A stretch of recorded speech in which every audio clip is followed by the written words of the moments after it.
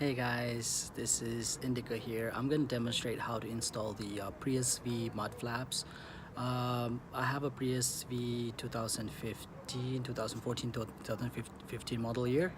I'm going to be installing the mud flaps. It's pretty easy, straightforward stuff. Let me just show you. So it has existing bolt right here, one bolt, and then one bolt underneath right here. This one. So I took out both bolts.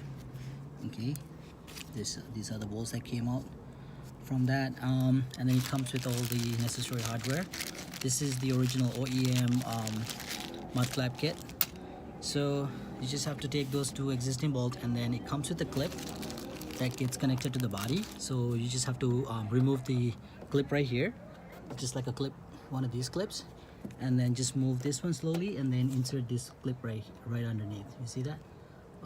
That's pretty much it. It comes with, like, it's telling you to drill something. You don't have to, because it gets installed with like 2 bolts and one clip.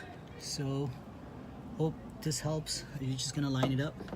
Make sure you clean it really well though. Like I cleaned it with Gelanos wax. I'm not being sponsored or in any way.